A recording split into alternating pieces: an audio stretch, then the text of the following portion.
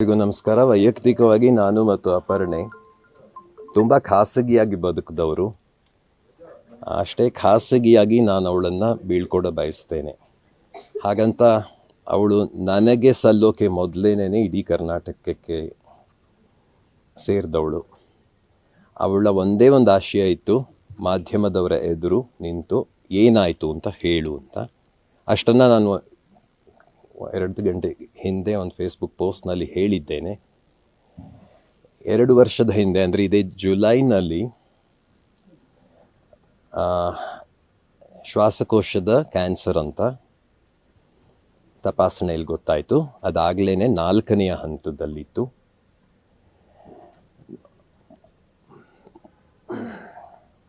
ಮೊದಲು ನೋಡಿದ ವೈದ್ಯರು ಇನ್ನು 6 ತಿಂಗಳಿದ್ರೆ ಹೆಚ್ಚು ಅಂತ ಹೇಳಿದ್ರು. ಆದರೆ ಅವಳು ಛಲಗಾತಿ, ಏನಾದರೂ ಮಾಡಿ ನಾನು ಗೆಲ್ತೀನಿ ಅನ್ನುವ ಒಂದು ಛಲ ಇತ್ತು. ಅದಾದ ಮೇಲೂ ಕೂಡ 1.5 ವರ್ಷ ಅಂತ ಇಟ್ಕೊಳ್ಳೋಣ, ಜನವರಿಯವರೆಗೆ ಹೋರಾಡಿದ್ಲು. ಫೆಬ್ರವರಿಯಿಂದ ಸ್ವಲ್ಪ ಸೋತ್ಲು.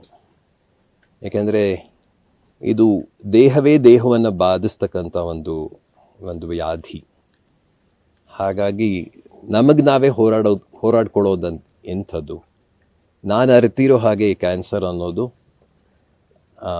That wants to make you a different person. ನೀನಲ್ಲದ ಇನ್ನೊಂದು ವ್ಯಕ್ತಿತ್ವವನ್ನು ನಿಮ್ಮ ಮೇಲೆ ಹೇರಕ್ಕೆ ಬಯಸುತ್ತೆ. ಅವಳು ಧೀರೆ ಅದನ್ನು ಮಣಿಸಿದ್ಲು ಇಷ್ಟು ವರ್ಷ. ಕೊನೆಗೂ ಆಗಲಿಲ್ಲ. ನಾವಿಬ್ಬರು ಜಂಟಿಯಾಗಿ ಇದರಲ್ಲಿ ಸೋತಿದ್ದೀವಿ ಅಂತ ನಿಮ್ಮೆದುರು ಹೇಳಕ್ಕೆ ಇಷ್ಟಪಡ್ತೇನೆ. ನ್ಯೂಸ್ ಫಸ್ಟ್, ನಿರ್ಭೀತಿಯಿಂದ ನಿಮ್ಮ ಪರವಾಗಿ.